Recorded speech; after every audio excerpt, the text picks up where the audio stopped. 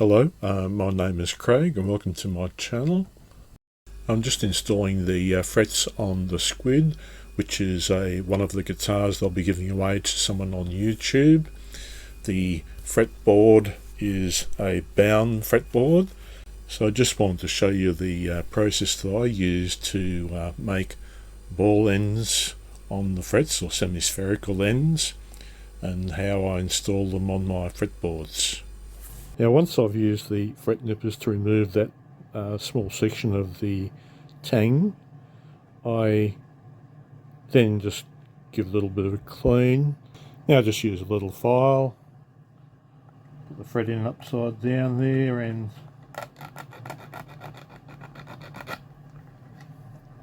to the other side.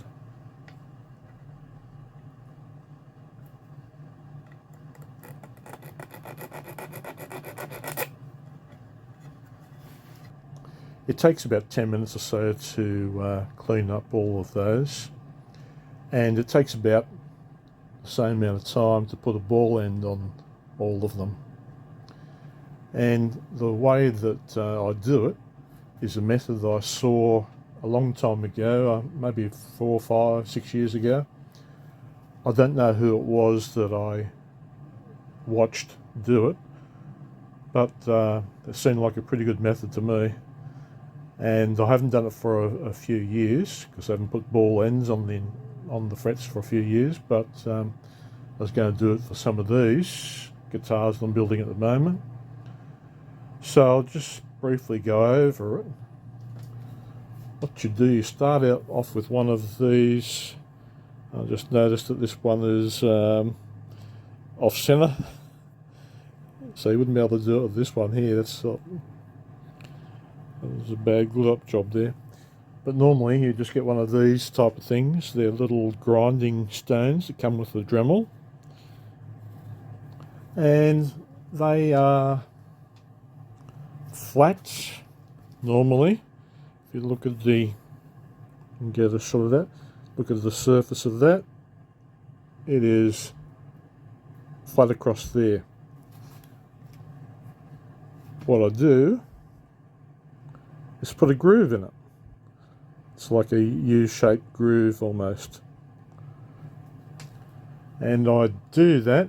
Now I was going to show you on this one how I do it, but I can't use that one. I'll have to find some other ones, but you just get one of these things that also comes with the, in this case here, the kit that I was using. Little ball end on there. And you turn this on. I put it on about 5,000. I think it's 5,000.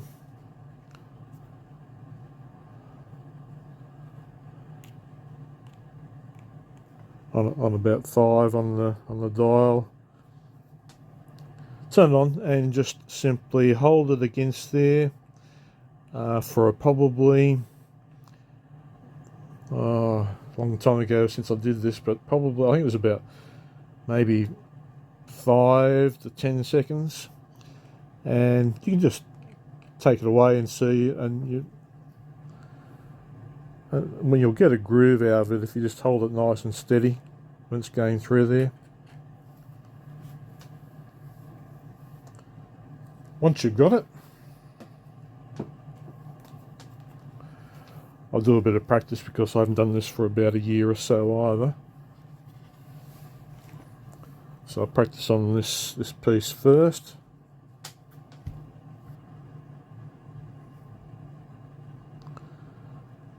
So we want to remove that little rough surface on there. So all we do is set on about 5,000.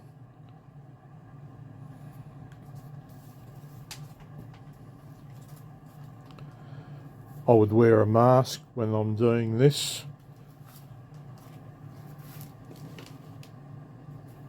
So I'm just going to hold it at an angle to this rotating disc and just slightly move it backwards and forwards, up and down a bit, until it smooths out that rough end and it becomes a ball type shape.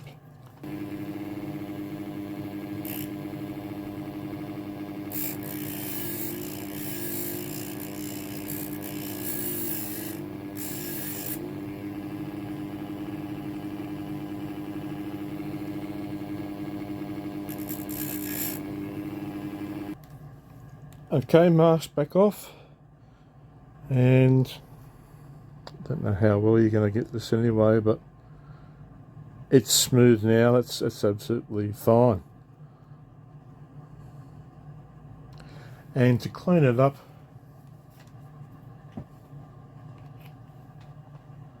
just get one of these little pads. I put a bit of brasso on there.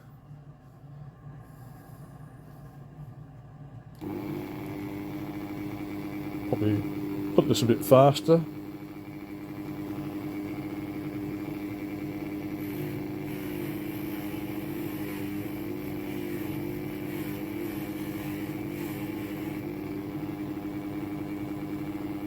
Makes it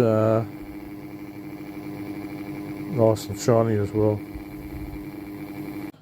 So it took about 15 minutes to get them all nice and rounded off. The grinding wheel doesn't seem to have changed much during the application. This is the third time I've done a set of frets off this particular grinding wheel, and I don't know how many it's going to actually take before it starts to wear down, but it seems to be going quite well. So these are all now finished, nice and smooth on the ends and ready to be placed in the fretboard.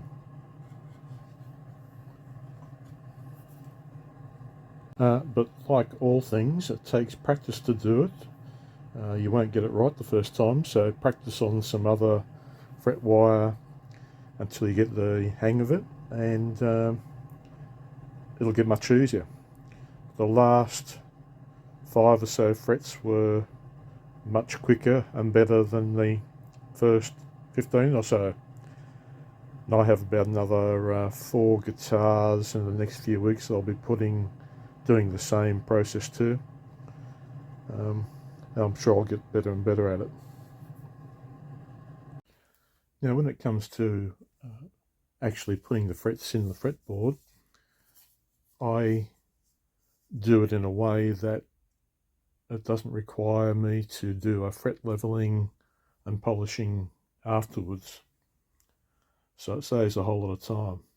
The two things I do there to help me do that is, one, I make sure that this board is completely flat, absolutely flat, except for from the 14th fret goes down a slight angle there, just to lessen the chance of rattling of the second string on the lower frets. But essentially it's flat along there, and I'll polish it up to about 2000 grit. The second thing I do, I don't put the frets into the fretboard while it is glued on. I do it before I glue it on. Reason for that, if you have a look at that at the moment, I've just got a piece of wood here. It's nice and flat all along that surface. So that board is flat. A little bit of a diagram. Here's your fret. This is the tang going down the middle, the part that goes into your fret slot. This is your fret part that you see above the fretboard. A number of locations along the tang, you have these little projections that have sort of like a flat part on the top, then a sloping part moving downwards. So if we push our fret down into a fret slot of wood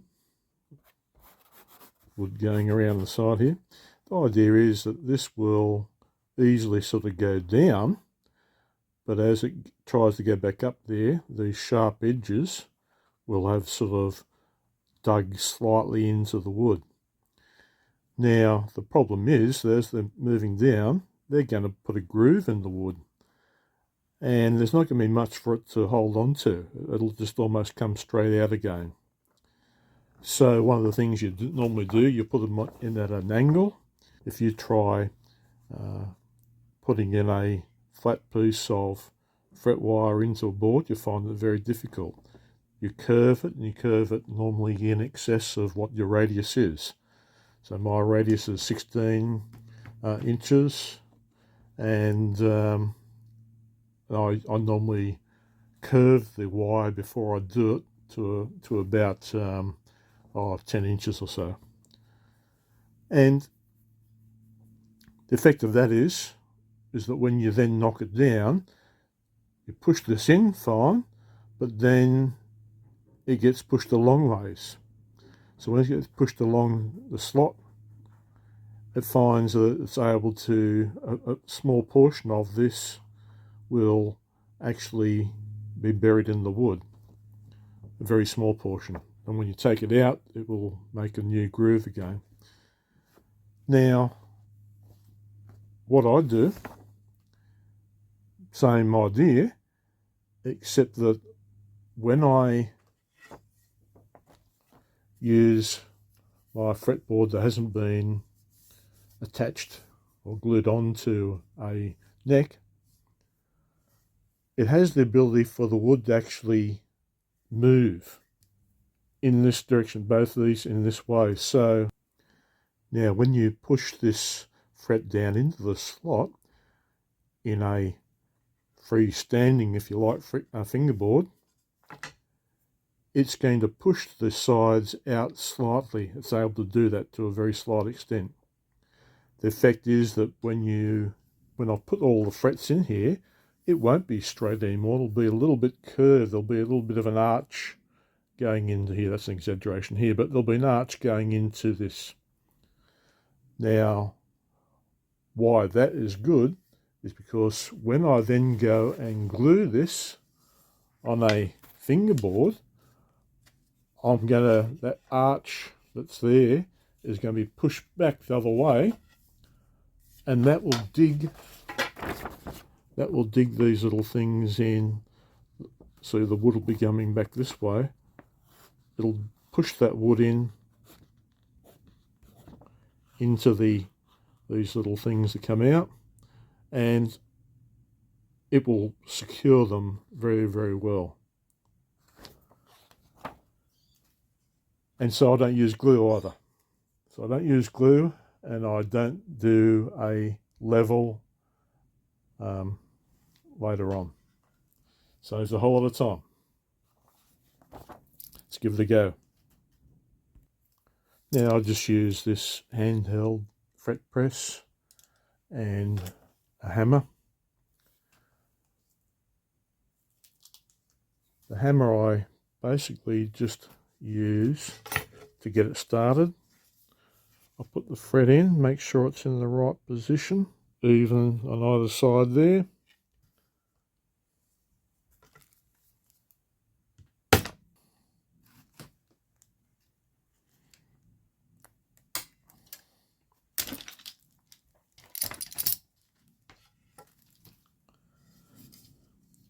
Now, I don't know how well you can see that.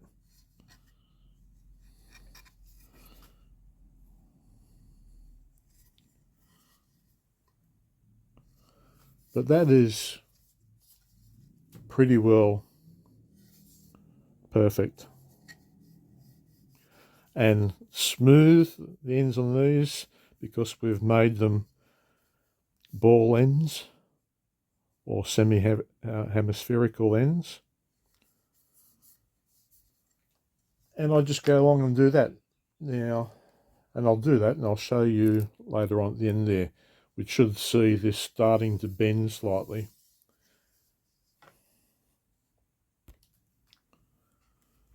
Okay, frets are all placed in. Now that's very, very nice. Spoke too soon. It's a little bit different. Oh, I see. That's human error. I've put this one too far over this side compared to that side. So I'll just take a little bit off that with the file, it'll be okay. Otherwise, feels great. No sharp ends, etc. Now, this will be slightly, if we have a look, this should have a very slight bow in it. Now that we've got all the frets, and you might be able to see that it's bowed up slightly now because the frets are pushing down, pushing outwards. The only way they can go is to try and get this kind of arch in it. Now, the good thing about that is that when I put this on the actual fretboard now and push it down, it's going to actually push the wood closer to those little outcrops of the tang and seal them in place much more firmly than you would normally have it. So because I do it like that, I don't need to use glue, but it's worked really well for me. No glue. I don't have to do a fret job. Now, when I put it on the actual fretboard, I'll get a fret rocker. I'll go through and check, see if there's any of them that I have maybe not completely knocked down. I'll just get a little hammer and hit them down. But I'm sure after making so many like this now, I'm sure this is going to be really fine. It'll take minimal effort, if any, to make any corrections to it. And so I now have a fretboard with ball ends or semi-spherical ends, no glue to worry about, no fret leveling, no fret polishing, although I probably will give them a bit of a polish anyway. I normally do. They get a bit of muck on them over the time I've had it. But that's what I do for my fretboard. But certainly if you're going to make several guitars, I would have a go at doing this. Like anything, it takes a bit of practice, but once you've got it, it just works so easily and so well. Anyway, thanks for watching.